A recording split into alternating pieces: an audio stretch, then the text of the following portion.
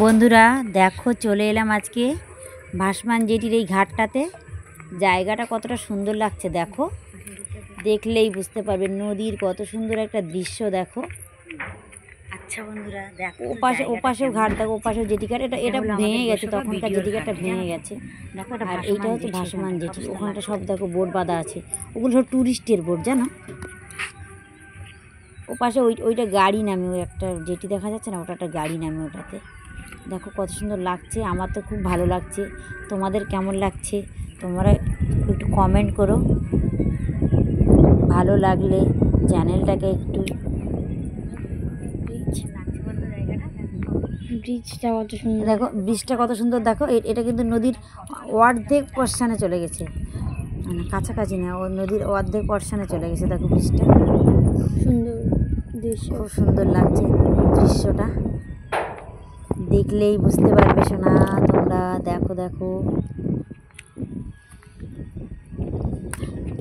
এটা পুরোটাই দেখো কাঠের চেলি করা আছে।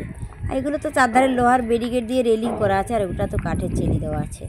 মাছ ধরছে দেখো ওরা। এখন তো পূর্ণিমার ভরা কোটাল তো, এটাতে ওরা মাছ ধরছে। দেখো সাইডে বড় বড় ট্যুরিস্টের সব বোট বাঁধা আছে। দেখো সব ট্যুরিস্টগুলো সব সুন্দরবনে যখন ঘুরতে আসে, সব ওই দিক থেকে লোকজন আসে তো সুন্দরবন ঘুরতে। আর এটা বিরাজনগরের পার, ওটা বিরাজনগরের পার দেখা যাচ্ছে উল্টো দিক থেকে। তোমরাও এখানে ঘুরতে আসতে পারবে, দেখতে পারবে জায়গাটা কত সুন্দর। অবশ্য আশা করি তোমাদের সববার ভালো লাগবে জানো, জায়গাটা দেখলে তোমাদের সববারই ভালো লাগবে। খুব সুন্দর গো, খুব সুন্দর। আর দারুণ হাওয়া, দারুণ হাওয়া। বিকেলে খুব সুন্দরই হয়। রৌদ্রের সময় ঝাঁঝা করে, কিন্তু বিকালে খুব সুন্দর পরিবেশ। ওইখানে ওই জেটিটা ভেসে আছে না, এটা তো লোহার বেডি।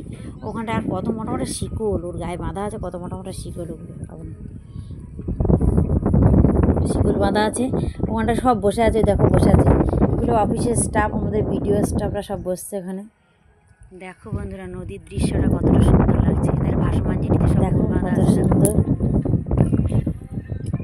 চ্যানেলটা এরকম নতুন নতুন নতুন ভিডিও পেতে আমার চ্যানেলটাকে সাবস্ক্রাইব করবে বন্ধুরা। অনেক অনেক ধন্যবাদ সবাইকে, সবাই অনেক ভালো থাকবে। এই গোসাবাতটা তো একদম সুন্দরবনের গায়ে জানো তো। এখানটায় কলকাতার থেকে প্রচুর আসে, ট্যুরিস্ট আসে। এখন তো আগে তবু শীতকালে আসতো, এখন কিন্তু শীত বর্ষা গ্রীষ্ম সব সময়ই ট্যুরিস্ট আসে আমাদের এখানে।